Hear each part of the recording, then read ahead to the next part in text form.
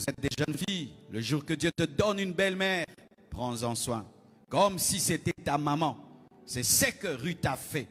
Nous aimons sœur Ruth. Sœur Ruth, le secret de Ruth, c'est une belle-mère. Le secret de Ruth, c'est sa belle-mère. Mais beaucoup de femmes, vous traitez vos belles-mères comme des rivales, alors qu'elles sont votre bénédiction. Car vous oubliez souvent que si cette belle-mère n'avait pas enfanté ce garçon, tu ne serais pas marié. Si elle avait tué ton mari dans son ventre, qu'elle avait mal élevé, il allait te faire souffrir. C'est que des femmes oublient souvent, mon mari, c'est ton mari, mais c'est le fils d'une femme. Et pire, quand cet homme meurt, vous oubliez qu'il y a quelqu'un qui l'a élevé, qui l'a éduqué. Quelqu'un, une famille, que cet homme appartenait aussi à une famille. Des erreurs. Car lorsque tu es une femme et la bénédiction de ta belle-mère sort de son cœur, véritablement, je t'assure, ça change ta vie. C'est plus que la bénédiction de ta mère, parce que c'est facile que ta mère te bénisse. Mais ta belle-mère, si elle te bénit, donc vraiment, tu es une vraie femme. Ruth a pris soin d'une vieille femme. Tu peux être dans le même état que Naomi, mais elle a une onction supérieure à toi. Naomi était veuve, Ruth était veuve, mais il y avait une différence. Naomi avait une alliance avec le Dieu d'Abraham. Elle avait une expérience avec Dieu. Elle avait une histoire spirituelle. Elle avait une relation Boaz qui n'était pas la relation de Ruth. Fidèle en peu de choses, et Dieu te confiera des grandes. Rebecca, la femme d'Isaac, voyez cette histoire extraordinaire. Abraham devient vieux et il regarde son fils. Et il se rend compte qu'il ne faudrait pas que son fils puisse épouser une mauvaise femme. Ainsi, il décide qu'on aille lui chercher une femme dans sa famille. Et lorsqu'il fait ce choix, il ne choisit pas n'importe qui pour aller chercher la femme d'Isaac. Il choisit Éléazar, son plus vieux serviteur, celui qui le connaît mieux. Mais pas seulement celui qui connaît mieux, mais qui a une profonde expérience avec Dieu comme lui. Quelqu'un qui peut le représenter valablement devant Dieu. Quelqu'un qui peut écouter Dieu comme lui l'écoute. Il avait un tel serviteur. Il sait qu'Éléazar entend Dieu comme moi et Dieu l'écoute comme il m'écoute. Que Dieu te donne un tel fils, un tel collaborateur, où tu es sûr de sa communion avec Dieu. Que ce fils, il écoute Dieu comme moi et il peut décider comme moi, comme si j'étais là.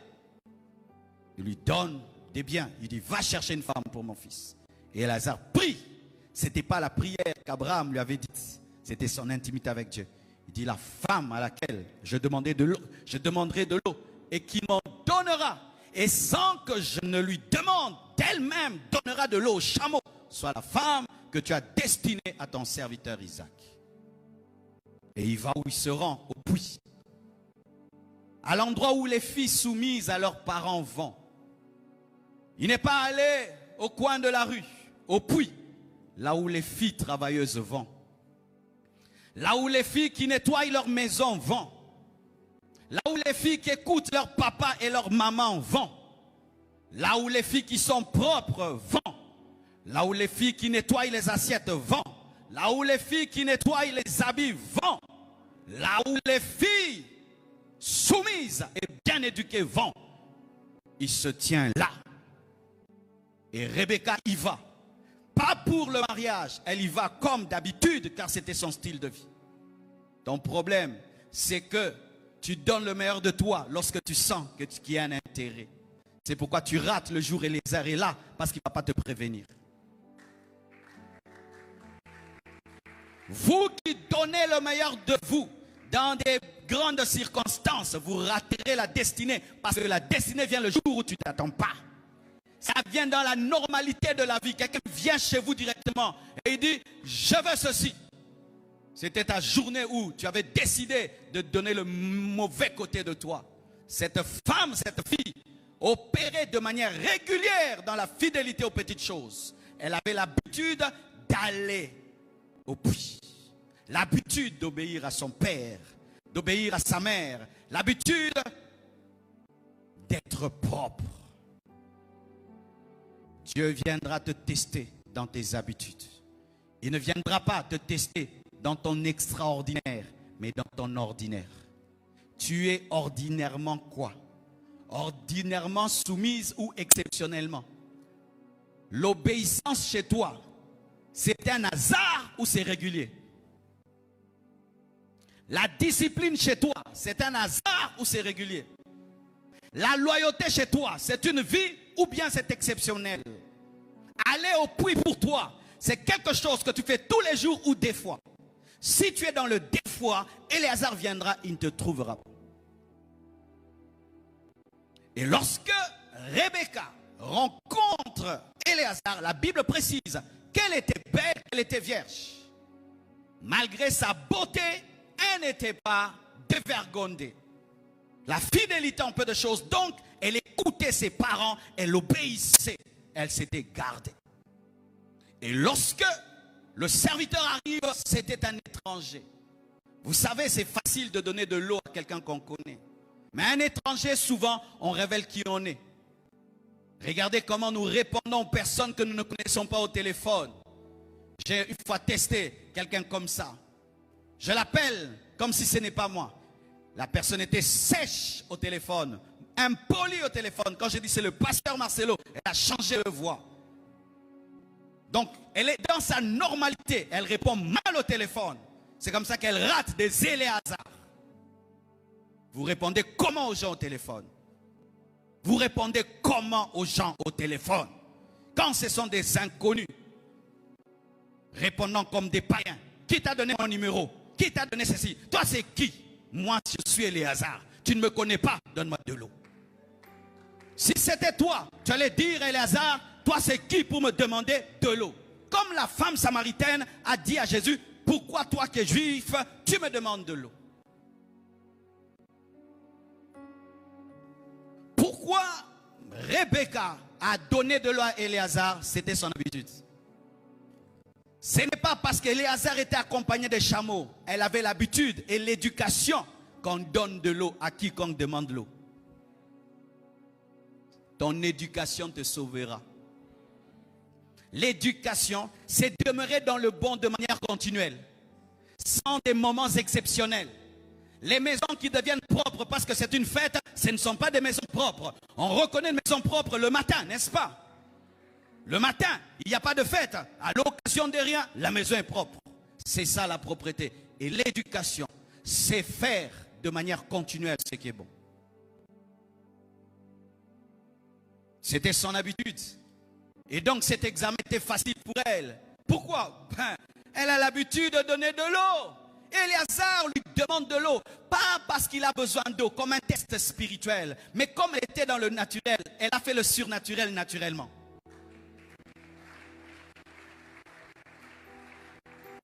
Ton problème, c'est qu'il faut qu'on te prévienne. Qu'on te prévienne, il y aura quelqu'un au puits. Il y aura quelqu'un au puits. Ok, je vais lui donner de l'eau. Je vais lui donner de l'eau. Éléazar ne te préviendra pas. Le jour où ta vie changera, mon frère, ce sera un jour comme tous les autres. Comme tous les autres. J'ai eu 2 coups de fil dans ma vie qui ont changé ma vie. 2 coups de fil. Quelqu'un m'appelle, je ne le connais pas. Je le reçois avec gentillesse. Allô? Oui, c'est le pasteur Marcelo. Oh, moi c'est elle, j'aime ton ministère. Est-ce que nous pouvons travailler ensemble? Ok, je prie et puis je te réponds. Ok, ok. C'était, toi t'es qui? Je ne connais pas ce numéro. Qui t'a donné? Combien de fois Éléazar est venu dans ta vie, il est parti? Combien de fois Éléazar est venu dans ta vie, il est parti? Combien de fois? Parce que regardez, lorsque ses parents veulent prendre du temps pour décider, il dit quoi? Réponds-moi, sinon je me tourne à gauche ou à droite. Éléazar est déjà venu dans ta vie. Il est déjà venu dans ton puits. Mais tu étais en mode impolitesse ce jour-là. Si tu es fidèle en peu de choses, Dieu te confiera des grandes choses. Arrêtez de chercher des grandes choses. Faites bien les petites choses. Et il y avait un piège dans la demande d'Éléazar. La fille à laquelle je demanderai de l'eau, et qui m'en donnera, et qui d'elle-même en donnera au chameau, soit celle que tu as choisie. Pourquoi je vais l'amener là où il y a des chameaux? Ça doit être quelqu'un qui ne respecte pas que les hommes, mais qui respecte aussi les chameaux, parce qu'elle va vivre parmi les chameaux. Et d'elle-même, elle dit, je donnerai au chameau. Elle a donné de l'eau jusqu'au dernier. Et les chameaux boivent beaucoup sans se plaindre. Vous savez pourquoi? Elle le faisait déjà. C'était une fille qui prenait soin des hommes et des animaux. Vous portez des noms de Rebecca et vous n'avez rien de Rebecca. Changez de nom. Des sœurs Rebecca impolies. Des sœurs Rebecca sales. Changez de nom. Je dis à toutes les Rebecca, changez de nom.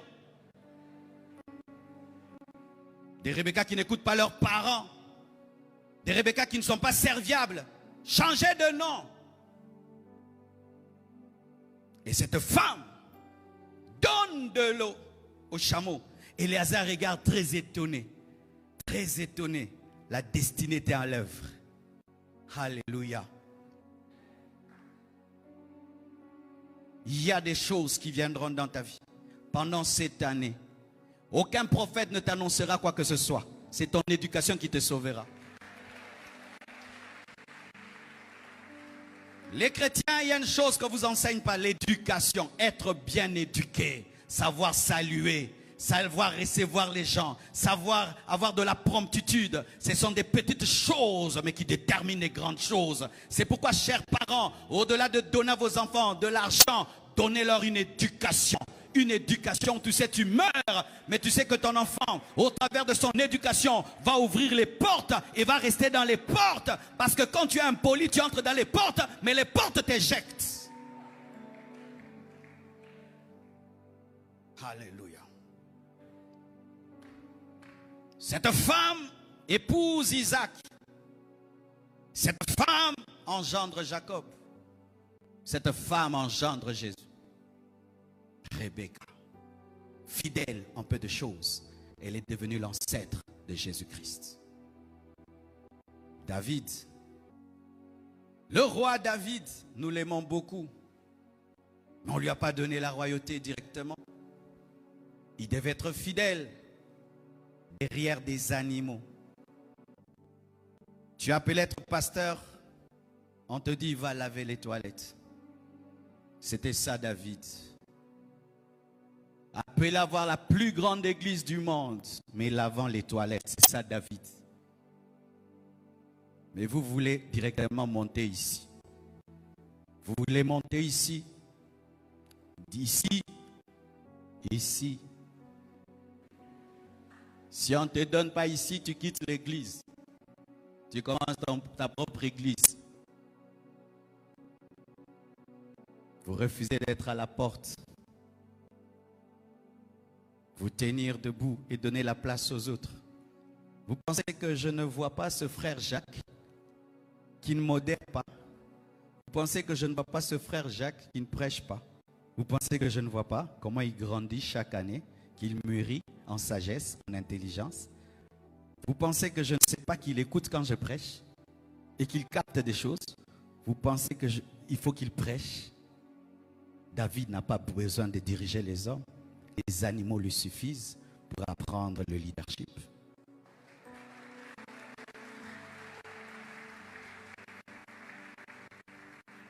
Son grand frère qui est allé au Bandundu aujourd'hui, qui est à Lumbashi, quand il est venu à l'église, il était prophète dans une église, on l'a mis là-bas.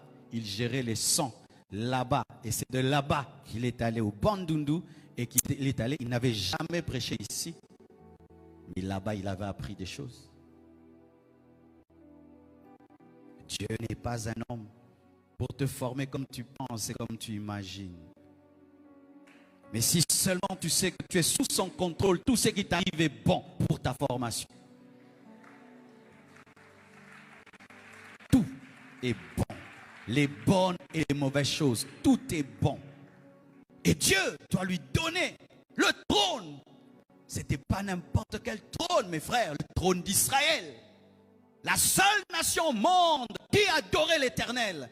ne va pas te donner un tel trône comme ça. Et d'ailleurs, sachez que le premier roi d'Israël n'était pas dans la volonté parfaite de Dieu. Donc c'est David qui devait inaugurer les rois selon le cœur de Dieu.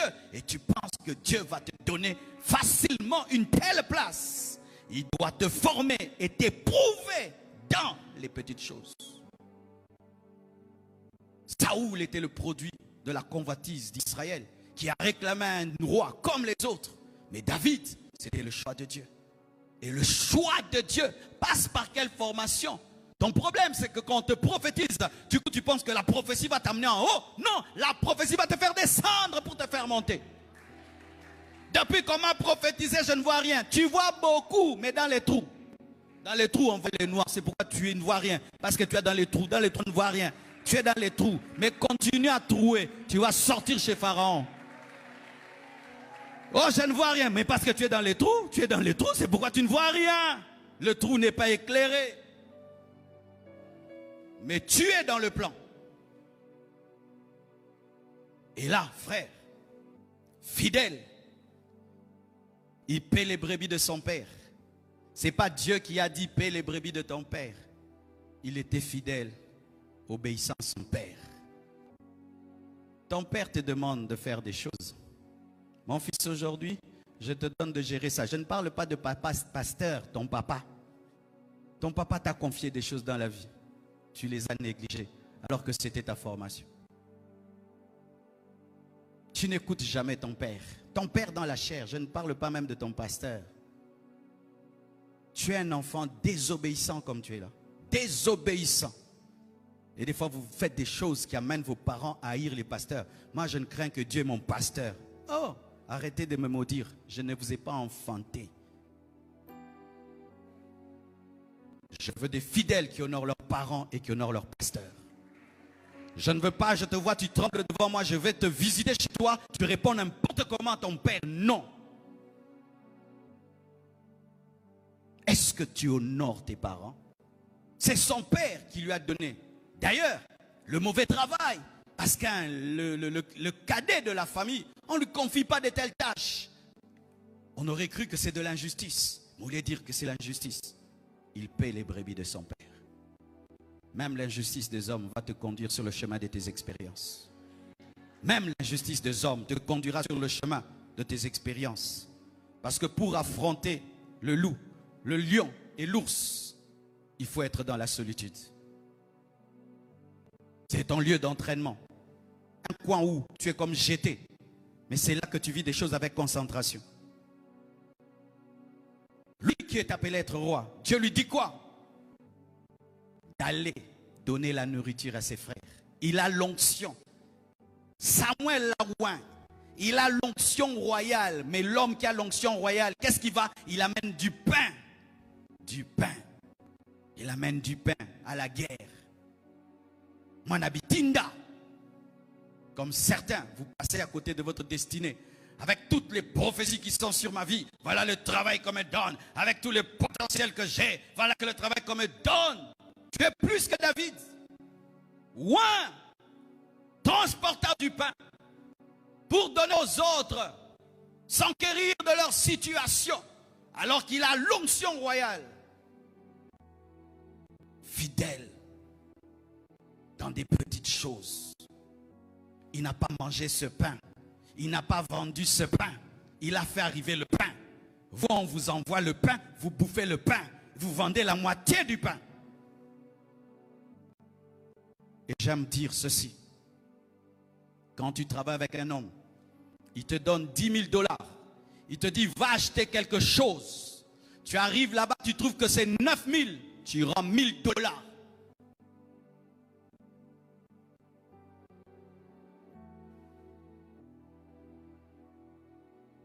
Mivé. Ça c'est pour moi. Les 10 000 étaient pour toi. Pour que ce soit pour toi. Tu dois ramener les 1000 et dire à ton chef, tu m'avais envoyé pour acheter quelque chose de 10 000, j'ai trouvé à 9 000, voilà 1000. Qu'est-ce que j'en fais? Il lui peut dire, ok, prends 300 et donne 700. Les 300 sont à toi. Chaque fois que vous faites ça, vous volez le pain que vous devez amener à l'armée et vous n'allez pas rencontrer Goliath. Je te dis des choses qui ne ratent jamais dans la vie. Qui ne ratent jamais dans la vie. J'ai vu des jeunes frères prier pour des gens au téléphone. Les gens sont guéris. Et puis ils disent, frère, tu as prié pour moi. Dieu m'a dit de te donner ma dîme. Il dit, non, moi je ne peux pas toucher la dîme. Je ne suis pas encore consacré pasteur pour toucher à la dîme. Donne-moi, je vais l'amener. Personne n'est là, mais il a cette loyauté. Ça, c'est un David. Mais certains, oh, droit d'onction, voleur. Voleur, tu es déjà pourri avant de naître. Un pourri avant de naître. Pourri dans les ventres. Un pourri. Cupide pour des $20. Cupide des $10. Cupide des $100. Est-ce que tu fais arriver le pain? Est-ce que tu fais arriver le pain? Ou en cours de route, tu enlèves quelques pains? Car lorsque David doit rencontrer Goliath, il doit aller vite. Et tout le temps qu'il passe à aller vendre le pain, Goliath aura déjà insulté, il serait déjà parti. Et il n'y aurait pas le croisement des géants.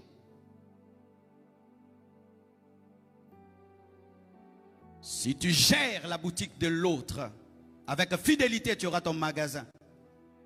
Je répète, si tu gères la boutique de l'autre avec fidélité, Dieu te donnera ton magasin. On t'a confié du pain et tu as bouffé le pain. Et le pain n'est pas arrivé. Et Goliath, tu ne l'as pas vu. Surtout vous, qui travaillez avec des personnes qui ont tellement confiance en vous, qui ne contrôlent rien. C'est un grand danger que de travailler pour quelqu'un qui a totalement confiance en toi. Parce que l'ennemi vient te dire, tu vois, il ne contrôle pas, fais ce que tu veux. C'est ce qui va maudire ta vie.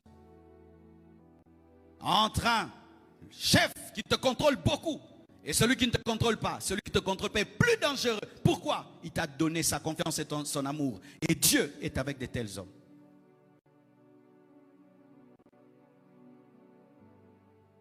Si tous les Congos pouvaient entendre ce message.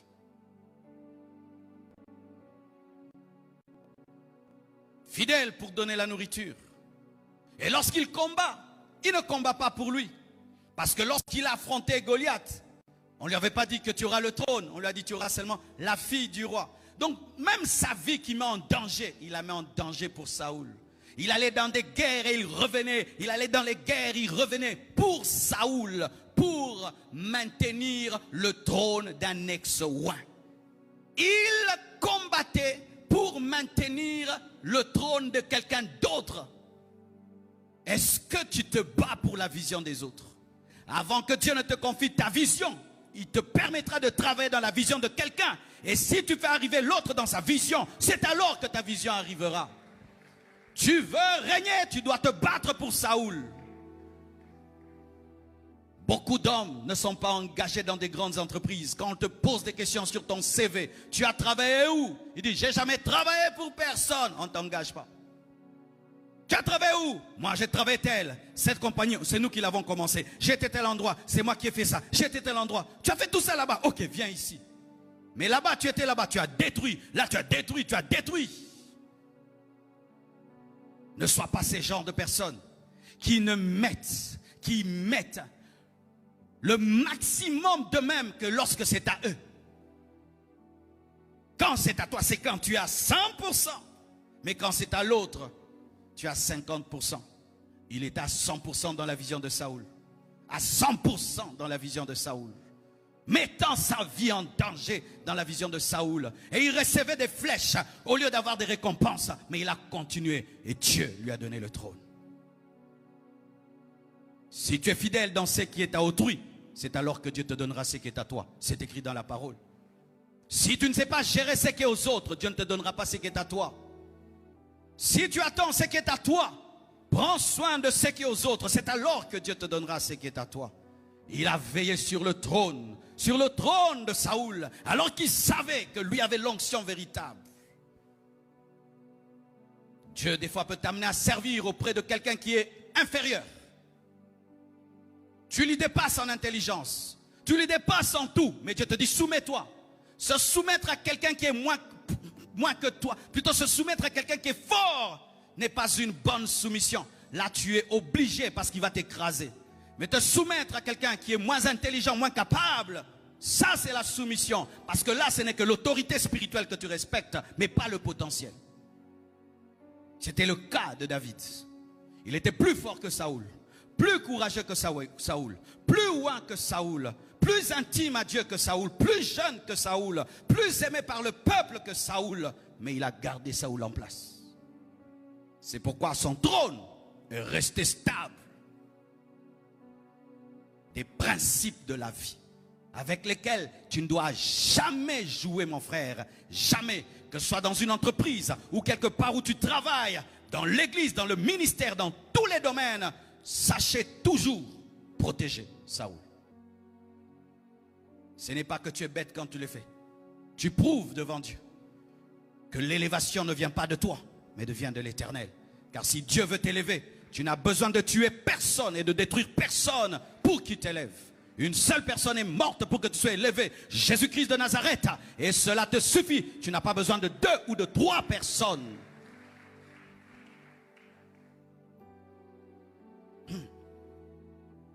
David a l'onction royale. Il entrait dans le palais du roi pour jouer à la harpe. Parce que lorsque l'onction a quitté Saoul, il a été remplacé par un démon. Et le démon a agité Saoul. Et on appelait David. Il prenait sa lance, il mettait de côté, sa flèche de côté, son onction royale. Il dit, je vais quand même être musicien. Et il allait jouer la harpe. Et le démon qui dérangeait Saoul se calmait. Il fait un temps dans ma vie, mes frères. Moi, je chantais pour que d'autres prêchent et puissent faire le service. En 96, je crois, j'ai reçu l'onction de Dieu. La puissance de Dieu commençait déjà à travailler dans ma vie. Une fois, je suis allé en vacances quelque part. Et le pasteur de cette église ne me connaissait pas. Il connaissait mon aîné. Et je suis allé dans cette église, le pasteur ne me connaissait pas. Et l'aîné m'a présenté, il dit non, c'est un frère, il chante bien. Je n'ai pas dit, oh, pourquoi tu dis je chante bien? Je prêche aussi. J'ai la démonstration. J'ai dit ok. Il dit frère, tu vas commencer à chanter hein, avant qu'il ne prêche et pendant le service. Et avant qu'il ne prêche, on me donnait le micro. Je chante, l'onction descend, lui il prêche. Quand il prêche, il fait le service, chasse les démons. Moi je chante, je chante. Dans cette église, on ne m'avait même pas donné le micro pour faire la prière de clôture. Ça ne m'a rien fait. J'ai donné tout, de tout mon cœur. Mais des années après, je prêchais dans cette église chaque année. C'était moi qui déterminais même le thème de l'action. J'avais une action pour moi dans cette église. Et aujourd'hui, moi et ce pasteur-là, nous sommes devenus une famille. Mais je suis entré dans cette église comme chanteur. J'ai mis ma prédication de côté. Ton problème, c'est que tu es tout le temps en mode roi. En mode roi. J'aimerais dire à mes fils dans cette église, je n'aime pas des serviteurs de Dieu qui sont en mode ministre de Dieu. Je n'aime pas ça. Des serviteurs de Dieu qui sont en mode ministre de Dieu tout le temps. Mutumisha Mungu, non. Pas la compassion. Pas la compassion. Ou quand vous entrez dans le couloir, tout le monde va fuir. Non. Non. Conscient, conscient. Moi je prêche. Moi je prêche. Moi je prêche. Moi je prêche. Moi je monte devant là-bas. Ça fait quoi? Ça fait quoi? Toi tu iras au paradis supérieur?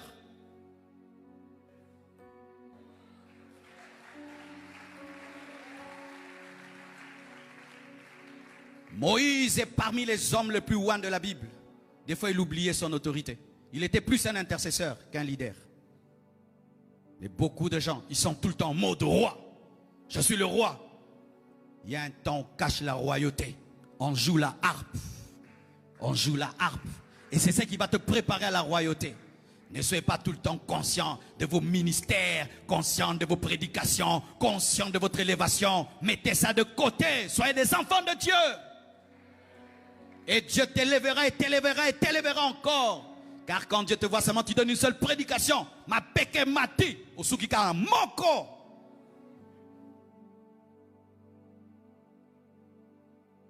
Des maladies qui nous arrivent. Dieu t'amènera à étudier la taille du trône et comment on se place sur le trône en jouant à côté du trône. Tu joueras pour ceux qui sont sur le trône pour voir le trône de près. Mais pas comme un roi, mais comme un musicien. C'est pourquoi beaucoup de leaders sont passés par la musique. Ils sont montés pour chanter pour d'autres. Mais ils étaient à côté de là où on prêche. Quand Peniel est ici, il est à côté de là où on... Mais il est ici. Mais il est à côté. Dieu te fera des fois tourner autour de ce qui est à toi avant qu'il soit à toi. Enfin que tu apprennes comment se comporte dans ce qui sera à toi. Mais ton problème, dès que tu entres, tu veux que ce soit à toi. Est-ce que tu sais comment un roi s'assied?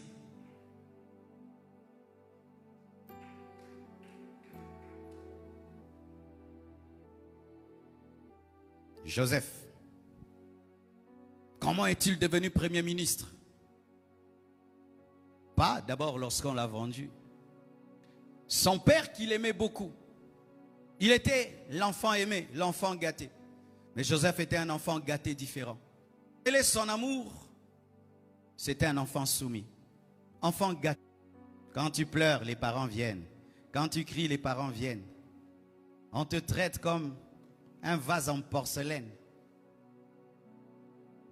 Tu es chouchouté par tes parents et ça fait de toi quelqu'un d'insupportable, d'impoli, qui cherche partout l'attention et l'amour et qui croit que tu es le chef de tout le monde parce que tu cries chez vous à la maison. Souvent les enfants gâtés ne parviennent pas à la grandeur. Regardez bien, les enfants qui ont été très gâtés dans la vie ne deviennent pas des grands hommes parce qu'ils n'ont pas été préparés à la douleur, à la souffrance et à la soumission. Chaque fois qu'ils crient à la maison, papa fait, maman fait, tout le monde fait. Et ils pensent que quand ils vont quitter leur maison, tout le monde va les gâter comme leurs parents alors qu'on n'est pas ton papa. Ton patron n'est pas ton papa. Mais tu vas croire que ton patron va te comprendre comme ta maman, comme ton papa te comprenait. Et les enfants gâtés, souvent, sont désobéissants. Mais regardez Joseph, malgré qu'il avait précisément et clairement l'amour de son père pouvait l'envoyer lui dire, va t'enquérir de la situation de tes frères et de leurs troupeaux. Il est allé seulement faire la volonté de Jacob. Et quand il va faire la volonté de Jacob, sa destinée le prend. Ses frères le jettent dans un trou. Ses frères le vendent. Et là, il se retrouve en Égypte. Pourquoi? Il avait obéi à papa. Il gère comme il se doit la maison d'un homme qui le traite comme un esclave. Il n'a pas créé la pagaille dans la maison de Potiphar. Ton problème dans la vie, c'est que tu as créé la pagaille dans la maison de Potiphar. Car si tu es en prison par ta faute, tu n'en sortiras pas. Mais si tu y entres innocent, tu en sortiras. C'est un innocent qui sort de la prison. Un coupable, il reste. Que fais-tu dans la maison de Potiphar? Domestique. Lui qui est appelé être ministre, il est domestique. Il a commencé comme un domestique. Je vois même des frères. Pasteur, donne-moi, aide-moi. Frère, je n'ai pas de travail, mais tu peux être domestique. Jamais. Des frères comme ça. Orgueilleux même dans la pauvreté. Ils préfèrent être pauvres mais mendiants. Tu n'as pas de personnalité, mon frère. Tu n'as pas de personnalité. Donne-moi la main, je vais te parler. Je ne comprends pas un peu les Congolais. Je ne comprends pas. Quand vous êtes au Congo ici, on te dit, frère, sois domestique. Oh non, ma famille va parler, mes amis vont parler. Mais tu auras même 150 $ à la fin du mois. Ah non, aide-moi, donne-moi. Mais sois même domestique. Non, repasse les habits, je ne sais pas repasser. Oh, lave les assiettes, je ne sais pas. Hey, un pauvre qui ne sait rien faire. Donne-moi la main, je vais te parler. Tu es pauvre, deux, tu ne sais rien faire. Regardez Joseph, on fait de lui un esclave, mais il savait gérer. Et ça l'élève de sorte qu'il devient le plus grand dans la maison de Potiphar. On lui donne tout, sauf la place de Potiphar et sa femme. Tu te plains et tu te plains de ta pauvreté. Ok, la pauvreté tu l'as subie. Mais l'incompétence, comment tu es incompétent à ces points? Tu ne sais rien faire. Tu ne sais même pas couper les cheveux. Tu ne sais même pas cirer les chaussures. Tu ne sais rien faire. Rien faire, seulement consommer. Oui, frère, toi qui aimes te plaindre, qu'est-ce que tu sais faire dans la vie? Si quelqu'un dit, je ne te donne pas l'argent, je te donne un travail, je vais te payer, qu'est-ce que tu sais faire? Tu penses que dans la vie, tu seras grand par des dons, par des cadeaux?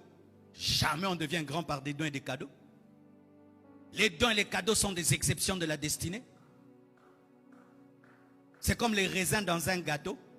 Le gâteau est plus plein de farine, pas de raisins. Mais toi, tu veux un gâteau rempli de raisins. Cadeau, cadeau, cadeau, cadeau, cadeau, cadeau. Non. Quelqu'un un jour me donnera. Quelqu'un un jour me cadonnera. Jour mon robet ali bakou Nicolas diamant. Vérifie un peu ton hypothèse, hein, si c'est vérifiable.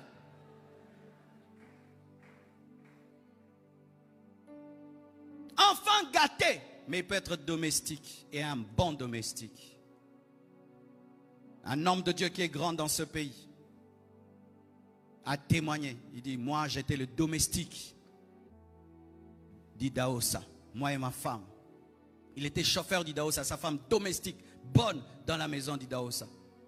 C'est là que l'onction l'a touché. La puissance de Dieu est venue. Aujourd'hui, c'est un millionnaire. Moi, je ne peux pas faire des petites choses. Tu préfères mourir de faim. Mourir de faim. Frère, viens, tu vas même transporter les pierres au chantier. Non, les choses dures, j'arrive pas. Mais ta vie est déjà dure, non?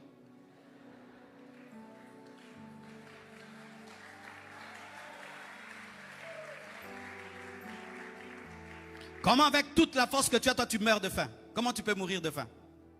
Tu meurs de faim parce que tu es un orgueilleux? Les orgueilleux meurent de faim et ils meurent bien de faim. Les humbles ne meurent jamais de faim. Les humbles ne meurent jamais de faim. Ce sont les orgueilleux qui meurent de faim. Avec tous ces hommes qui sont sur la terre, toi tu meurs de faim. Moi je ne peux pas mourir de faim. Je ne peux pas mourir de faim. Je ne peux pas. Je ne peux pas. Là je dois m'humilier, je m'humilie. Pourvu, je mange pendant un temps la manne du désert en attendant le miel. Et je disais ceci en matière du Congo. Ces mêmes frères qui refusent des basses besognes et préfèrent être des pauvres. Quand vous voyagez en Europe, vous lavez des cadavres. Et vous appelez ça caillou. Donc parce que tu es en train dans un avion, maintenant l'orgueil est resté. Hein? Des orgueilleux. Vous lavez les assiettes en Europe. Ici, tu as refusé de laver les assiettes en Europe. Mais là-bas, tu laves les assiettes en Europe. Vous lavez des vieillards.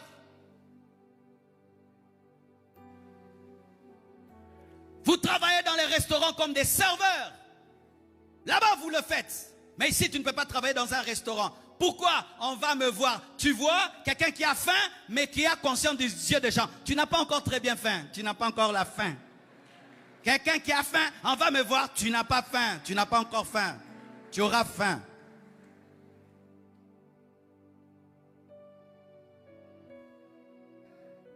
Je suis allé à Mombele, mes frères, dans la boue pour acheter des bois pour commencer l'église. Métis que je suis, hein. Les métis sont orgueilleux, n'est-ce pas les métis? Ils pensent que leur peau c'est l'argent. Métis, détrompe-toi. Hein? Oh, la peau ça fait quoi? Métis, ça vous fait quoi la peau là? Tu meurs de faim avec ta belle peau là. Moi une métisse.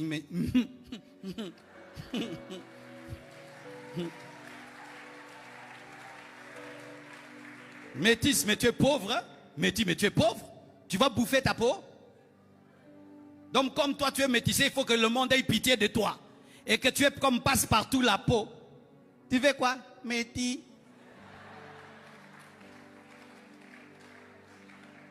C'est ça. C'est pourquoi beaucoup ne réussissent pas dans la vie. Ils pensent que leurs cheveux bouclés suffisent. Je suis allé à Mombele, dans la boue, avec un pouce-pouce. On achète quelques bois à 10 $, 20 $, on met. On pousse ça. Les gens te regardent pour te dire, qu'est-ce que tu fais ici? Je fais quoi? Bitumba vite. Bunda. Tu me regardes pour me communiquer la honte. Je n'ai pas honte. Je souffre déjà trop pour avoir honte. Je souffre déjà trop pour avoir honte. Vous voyez les femmes, elles sont fières ici. Quand elles doivent accoucher, elles n'ont plus fières. Elles jettent tout. Bimisa moana. Tu sais pourquoi tu es fier? Tu n'es pas encore au niveau, tu dois enfanter ta destinée. C'est pourquoi tu as beaucoup de fiers, beaucoup de fiers, beaucoup de fiers. Quand tu atteindras un niveau, tu dois engendrer ta destinée, frère. Tu t'en fous. Moque-toi de moi, on parle de moi, je m'en fous. Je dois enfanter ma destinée. Dis tout ce que tu veux. Tu m'avais vu à Mombele. Oui, maintenant tu me vois dans des avions. Tu m'avais vu à Mombele. Maintenant on se rencontre en business class. On se rencontre en business class. La rage, la rage, la rage. Les hommes prendront des photos de ta vie. Mais ta vie n'est pas une photo. C'est un film. Et au début du film, je peux être dans la boue de Mombele. Mais à la fin, j'ai rempli des stades dans le monde entier.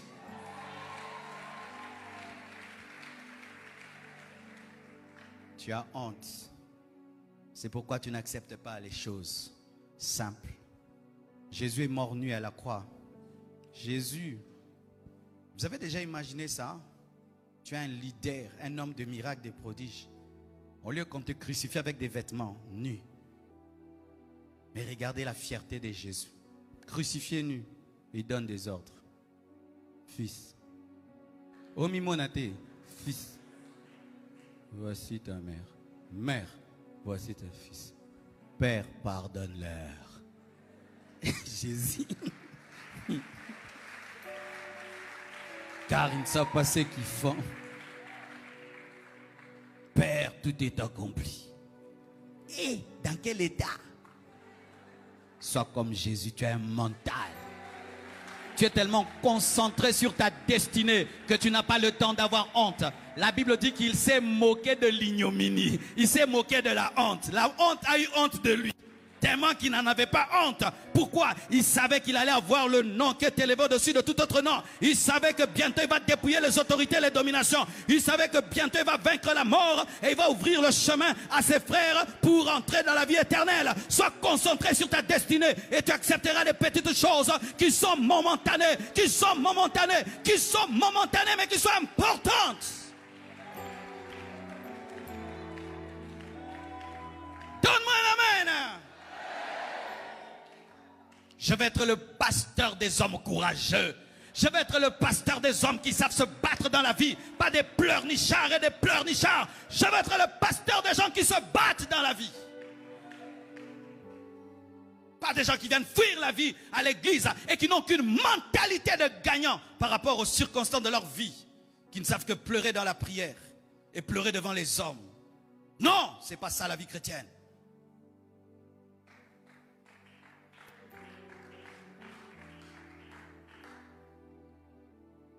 Joseph, il a servi fidèlement Potiphar. Nettoie, il nettoie bien. Essuie, il essuie bien. Torchonne, il torchonne bien. Il dit, ah, essaie un peu de gérer le magasin. Il trouve le magasin en désordre. Il met les laits à leur place. Le sucre à sa place.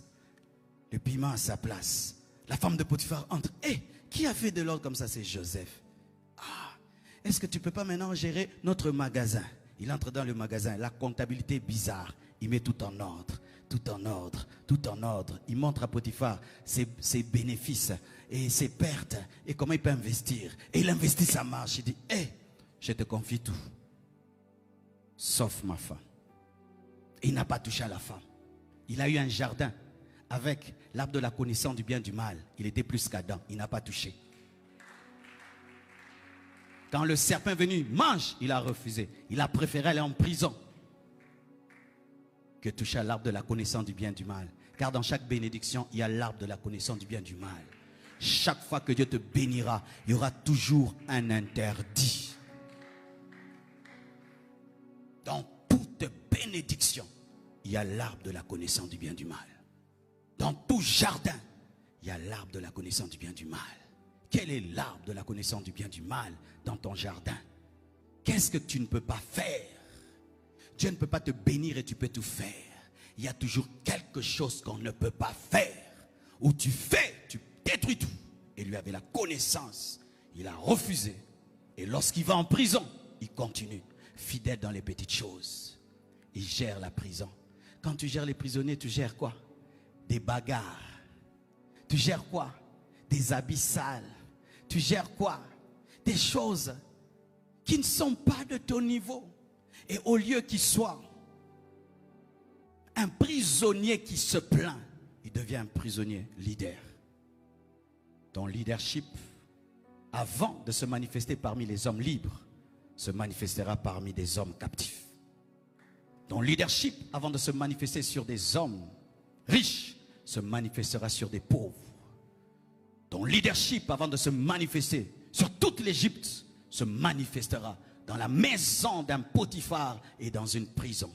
Et si tu es fidèle dans cette prison, c'est alors que tu géreras l'Égypte. La prison te préparera à gérer l'Égypte. La maison de Potiphar te permettra de gérer l'Égypte.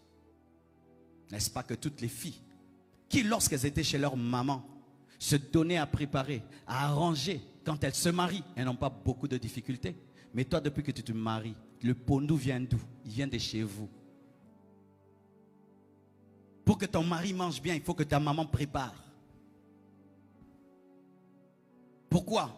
Quand c'était le temps de nettoyer, tu n'as pas nettoyé. Regarde ta maison, comment elle sent mauvais. Parce que tu ne voulais jamais torchonner. Tu étais la fille toujours avec des longs ongles. Maintenant, les ongles là. Ton mari mange ça. Tous mes fils qui, lorsqu'ils étaient sous moi, m'écoutaient avec sérieux et me posaient des questions. Quand ils commencent des églises, ils réussissent. Pendant que tu n'es pas exposé, profite pour apprendre. Pendant que tu n'as pas encore de très très grandes responsabilités, profite pour apprendre. Parce qu'une fois que tu seras dans les airs, c'est difficile d'apprendre. Car on parle difficilement à l'oreille d'un homme très élevé. Alléluia. Vous êtes là? Élisée. Élisée, nous connaissons toute son histoire. Il a reçu le double de l'onction. Le double de l'onction d'un homme déjà de feu. Élie. Un homme de feu. Un homme qui ressuscite les morts. Un homme qui prie. Et le ciel se ferme. Il prie, le ciel s'ouvre. Quelle dimension. Un homme qui peut tuer 840 prophètes de Baal et d'Astarté. Si vous ne savez pas, Élie avait 2 disciples. Vous savez ça? Le premier disciple d'Élie, c'est celui qu'il avait envoyé regarder le ciel et qui lui avait rapporté qu'il y a une forme de main dans le ciel. Celui-là, ce n'était pas Élisée. Et vous savez, beaucoup de fois, nous sommes à côté des rois, mais nous ne profitons pas d'eux. C'est ce disciple anonyme d'Élie. Il a vu Élie ouvrir le ciel, fermer le ciel, mais n'est pas resté. Mais un autre est venu, Élisée. Élisée était un enfant de riche. Car lorsqu'on parle de son appel, il était en train de travailler pour son père, dans l'entreprise de son père. Il était en train de prendre soin du bétail de son papa. C'était un enfant noble. C'était un enfant de riche. Et un homme, on ne sait pas d'où il est venu, parce que l'apparition d'Élie dans la Bible, on dit seulement Élie le Tishbite. Comme ça, un homme qui porte des animaux, des peaux d'animal, bizarres, pas propres, pas impressionnant sur le plan social. Et cet homme jette son manteau sur lui. Il dit, n'oublie pas ce que je t'ai fait. Élisée va. Il dit au revoir à sa famille. Il fait un sacrifice. Et puis il suit Élie. Fidèle en peu de choses, il répond seulement à l'appel. Il quitte la vie de bourgeoisie. Il accepte d'être formé dans la pauvreté alors qu'il est fils de riche. Des choses que des fois certains vous échouez. Quand je suis venu à l'église, mes frères, j'ai voulu amener ma bourgeoisie à l'église. Dieu m'a dit non. La première des choses, je voulais chercher une église selon moi. On ne cherche pas une église selon sa bourgeoisie. On va dans une église selon la direction de l'esprit. Et quand j'ai donné ma vie à Jésus, je voulais prier dans une église avec des gens qui me ressemblaient, selon moi. Et Dieu m'a dit non, tu ne vas pas prier dans cette église-là. Là-bas, si tu y vas, tu seras orgueilleux. Je veux que tu ailles prier dans cette petite église de 20 personnes, au pied de ce pasteur-là, qui ne parle pas un bon français, avec ces fidèles-là, pauvres, une église sans tôle, sans micro, sans porte. Assis-toi, écoute cet homme. C'est cet homme qui m'a baptisé. C'est cet homme qui m'a enseigné pendant 2 ans les bases de la vie chrétienne. Et c'est là que j'ai été brisé socialement. Brisé. Car certains prient. Ils ont de l'orgueil, de leur maison, l'orgueil de leur diplôme, de leur français, de leurs vêtements, de leur voiture. Ils sont là, mais ils se sentent supérieurs aux autres. C'est pourquoi tu ne causes avec personne à l'église. Pourquoi tu ne causes avec personne? Tu es extraordinaire. Hein? Bah, votre église. Ils parlent comme ça, votre église. Vos gens. Vos gens. Tu pries avec nous, tu nous appelles vos gens. Votre pasteur là. Mais il m'écoute pendant une année, votre pasteur.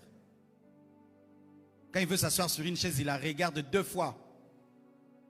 Quand on met quelqu'un à côté de lui, il doit toujours regarder ces gens qui. Mais oui, tu es comme ça. Et j'étais comme ça. Et Dieu m'envoie dans cette église. Il me dit, entre dans la chorale. La chorale, quand j'étais païen, j'étais un Janspilé. Donc j'écoutais la musique de Michael Jackson, d'MC Hammer, de Bobby Brown. J'arrive là-bas, ils chantent des chansons. Gembo, Gembo, Yozali Kokende, Kuna, Zombie Abengi, Bisso. Mais c'est là-bas que j'ai appris à chanter, sortir des albums. J'ai dit, ça c'est quel genre de musique? Dieu me dit, tu entres dans cette chorale. Et c'est dans cette chorale que Dieu a ouvert ma voix et a fait de moi un musicien. C'est dans cette église-là que j'ai appris qu'il n'y a pas de différence entre les riches et les pauvres. C'est dans cette église que j'ai appris que quelqu'un peut ne pas avoir un diplôme, mais il a une sagesse que tu n'as pas, une intelligence que tu n'as pas, une onction que tu n'as pas. C'est dans cette église que j'ai appris à oublier mon rang pour ne pas déranger les autres. On ne fait pas sentir aux gens son rang quand on est dans l'église. On ne fait pas sentir aux autres leurs différences quand on est dans l'église. Même quand tu vas quelque part, même si on donne des choses que toi tu ne manges jamais chez toi, mange quand même pour ne pas blesser les gens.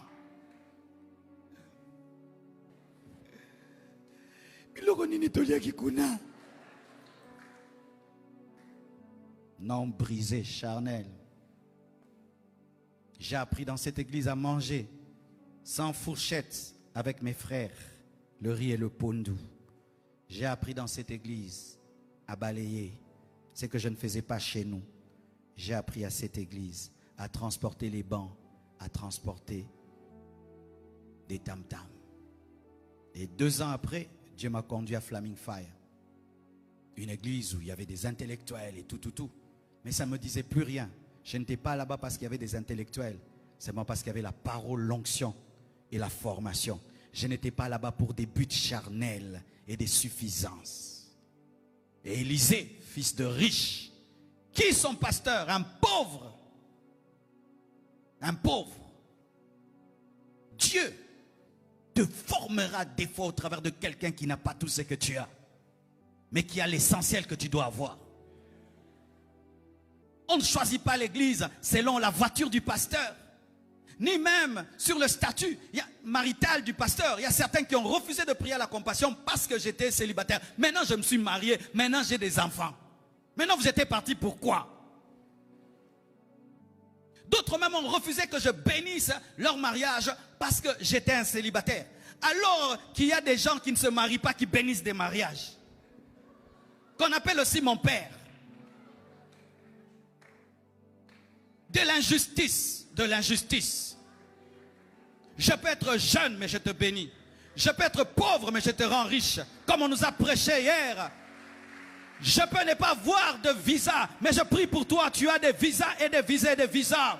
Je peux être dans la même situation que toi, mais j'ai une onction que tu n'as pas. Et Élie avait une onction qu'Élisée n'avait pas, même si c'était un fils de riche. Et la Bible nous dit que lorsque Élisée est allé auprès d'Élie, c'était pour être son domestique. Domestique. Où papa d'Élisée dit, où est Élisée? Ton enfant là, il est devenu le domestique du prophète. Quel avenir gâché. C'est comme t'on dit que tu as gâché ton avenir parce que tu laves les toilettes de la compassion. Ils ne savent pas que là tu recevras l'onction, la puissance. Et Dieu va te donner le double. Et Dieu va te donner le double. Et Dieu va te donner le double. Laisse-les parler. Ils ne comprennent pas la lecture de ta vie. Et persévère et persévère. Et le jour que tu vas diviser en deux le Jourdain et que tu vas faire des miracles et des prodiges et que tu vas rester les morts, ils vont comprendre que tu étais à l'école de Dieu, que tu étais à l'université du Saint-Esprit. Car même les enfants de riches, quand vous allez à l'université, vous vous humiliez, vrai ou faux? Vous vous humiliez. Des fois, le professeur aussi n'est pas riche à l'université, vrai ou faux?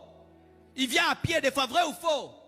Mais à l'université, on dit, tenez-vous, il se tient debout. Devoir, vous obéissez. Mais quand vous venez à l'église, non, il faudrait que le pasteur soit riche pour que moi je puisse me soumettre. Il faudrait que le pasteur voyage beaucoup. Et vous poussez certains hommes de Dieu à devenir des voleurs et à toucher aux fétiches.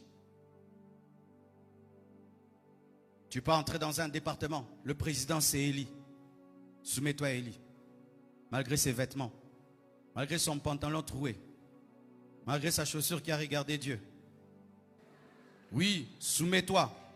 Malgré que quand il parle, son haleine n'est pas bonne parce qu'il n'a pas l'argent pour acheter le dentifrice. Certains, leur bouche sentent mauvais parce qu'il doit choisir entre le pain et le dentifrice. Il choisit le pain. Certains, ils ne sentent pas bon. Ce n'est pas parce qu'ils veulent sentir mauvais. Entre le savon et le pain, il choisit le pain. Entre le parfum et le pain, il choisit le pain. Il se lave seulement avec l'eau. J'ai connu de tels temps, mes frères, où tu ne peux pas acheter un parfum. Tu as le parfum que si on te donne. Mais acheter un parfum, quel luxe! Si tu as l'argent, tu penses seulement le pain et le lait. Et tu vas mépriser Marcelo parce qu'il n'a pas le parfum Gucci. Maintenant, j'ai des bidons. Je peux même me renverser comme ça. Mais c'est toujours moi. Un jour, on pose la question à l'un des grands prédicateurs aux États-Unis. On lui dit, quel est le secret de ton ministère? Il a dit, j'ai eu le plus mauvais pasteur des États-Unis. Quoi? J'ai eu l'un des plus mauvais prédicateurs. J'avais un pasteur qui ne savait pas prêcher. Et ça m'a appris à prêcher. Comment? Il dit, je l'écoutais à l'envers. Chaque fois qu'il prêchait, je disais, moi quand je prêcherai, pas ça, pas ça, pas ça. Et je suis devenu le grand prédicateur. Ce n'est pas à toi de choisir qui Dieu met sur toi. Tu dois te soumettre. Ce n'est pas à toi de choisir ton visage. Est-ce que ton corps a choisi ton visage? Ton corps a trouvé ton visage tel qu'il est. Qu'il soit beau ou pas beau, c'est une imposition divine. C'est ce visage-là qui se retrouve sur les photos. Dieu t'a imposé ta tête. Il t'a imposé ton visage. Et Dieu t'impose aussi des autorités dans l'église. Il t'impose.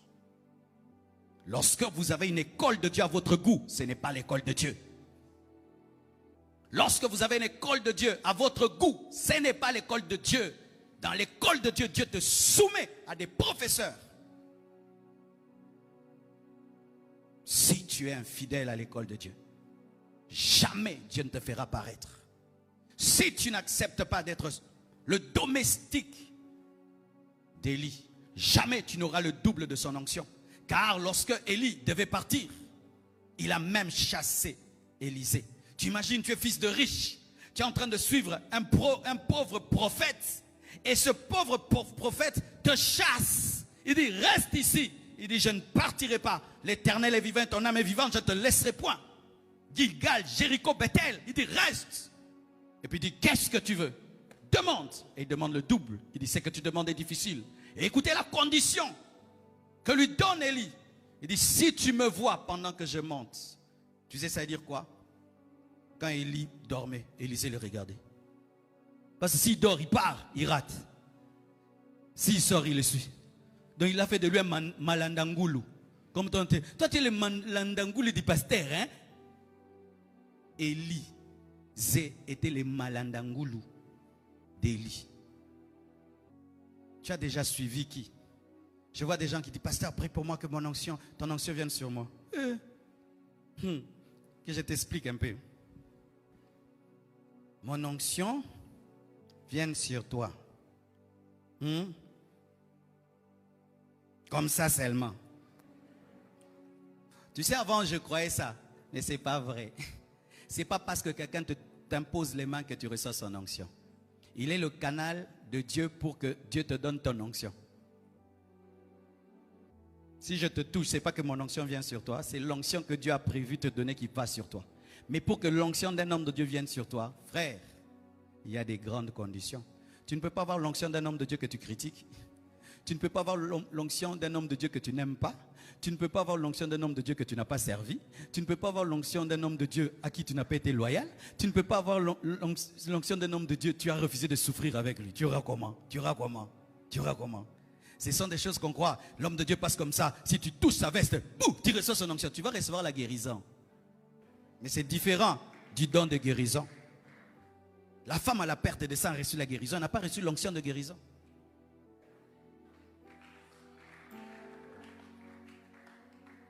Pendant que je prêche là, tu viens seulement, tu te jettes sur mes pieds et puis tu reçois mon onction. Mon onction. C'est comme si un camion de 6000 litres. Maintenant tu dis, je veux toute l'eau que tu as. Mais toi tu es un gobelet. Liwato, liwate. Donnez-moi la main, je vais expliquer. Je vais déborder, hein, je vais déborder aujourd'hui. Je vais déborder. Soyez prêts, je déborde tous les mercredis, les vendredis, je déborde. Aussi, tu ne supportes pas les débordements d'un homme de Dieu. Comment tu auras son onction? Mais c'est vrai. Et donne-moi la main, je vais te parler. C'est ici au Congo que nous jouons. Dernièrement, je suis allé au Cameroun, plutôt en Côte d'Ivoire. Le pasteur Karambiri a pris la parole jusqu'à 1h du matin. Les Ivoiriens étaient là. J'étais étonné, frère. Ils étaient là. Il a parlé au moins 3 heures du temps. Ils étaient là. Tu dors, tu te réveilles. Tu dors, tu te réveilles. Tu es là. Nous sommes un débordement de 30 minutes, tu pars. Et tu auras l'onction d'un homme de Dieu comme ça. La Bible nous dit que Paul avait prêché toute la nuit. Il a enseigné toute la nuit. Jusqu'à ce que Tychus est tombé, il est mort. Une prédication d'1 heure seulement. Nous, quand on nous prêchait, vous savez, notre pasteur nous prêchait 4 heures du temps. Oui, 4 heures du temps. C'était si seulement prend sa Bible, seulement il la plie. Les loups. Il parle, pas de thèmes, il parle seulement. Zwakaka. Tu ne peux pas avoir 6000 litres dans un gobelet. Quand tu veux le transfert de 6000 litres dans un gobelet, il faut qu'on agrandisse le gobelet, qu'on agrandisse. Et qu'est-ce qui fait agrandir le gobelet? C'est la loyauté, la fidélité, la persévérance, la détermination, l'amour, la soif. Le prix que tu payes en étant loyal pour qu'il y ait le transfert. Mais ne pense pas, là, on te touche seulement, tu prends une onction accumulée pendant 23 ans. 23 ans. On est à tricherie spirituelle. Les fils de prophètes, les autres, étaient avec Élie, mais ils n'ont pas reçu l'onction d'Élie. Pourquoi? Ils n'étaient pas loyaux. Ils savaient aussi qu'Élie allait partir. Ils ont même dit à Élisée, ton maître sera enlevé, mais ils n'avaient pas le cœur. Et ils n'ont pas reçu. Élisée n'était pas le seul fils spirituel d'Élie. Il en avait plusieurs, mais c'était le seul qui était loyal. D'ailleurs, c'est pourquoi je veux finir avec Josué. Josué, souvent nous parlons de lui, on ne le connaît pas bien. On voit le grand Josué, le général, qui traverse le Jourdain. Non. Voici la vraie histoire de Josué. Josué, depuis qu'il est enfant, était domestique de Moïse. Depuis son enfance. Différent même d'Élisée, qui était déjà assez âgé. Mais depuis que Josué était enfant, c'était comme Samuel. Que le peuple faisait depuis qu'il est enfant, c'était ça. Et il attendait seulement Moïse. Viens, on va s'amuser avec le veau d'or. Moïse n'est pas encore descendu. Viens, on va faire comme tout le monde. Moïse n'est pas encore descendu. Et s'il est mort là-bas? Et si quelque chose lui est arrivé là-bas? J'attends Moïse. J'attends Moïse. 40 jours. Il a attendu au bas de la montagne. Comme si c'est lui que Dieu avait appelé. Il paye le même prix que Moïse, mais au bas de la montagne à un endroit. Et quand Dieu veut transférer l'onction de Moïse, la sagesse de Moïse, ce n'est pas Aaron. Aaron est rejeté. Myriam attrape la lèpre. Qui? Josué. On lui communique l'onction et reçoit la sagesse. Et là où Moïse s'est arrêté, Josué continue. Il ouvre le Jourdain. Il amène Israël à posséder son héritage. Il a appris tout ça quand il était enfant, fidèle dans des petites choses.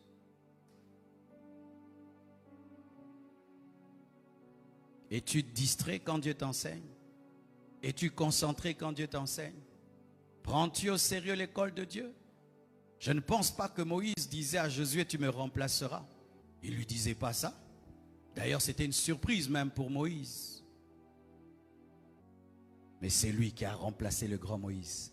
Et ce qui est extraordinaire, mes frères, il n'avait pas le même niveau des prodiges et des signes, mais il était efficace. Il était efficace. Là où Moïse n'a pas pu, lui il a pu. Il a amené le peuple au-delà du Jourdain. Sois fidèle en peu de choses et Dieu te confiera des grandes choses. Que Dieu vous bénisse abondamment. Je veux continuer ce message en semaine. Je n'ai pas fini, mais mes forces sont finies. Je veux continuer le message en semaine encore. Tenons-nous debout, s'il vous plaît. Rendons grâce à Dieu pour sa parole. Prions.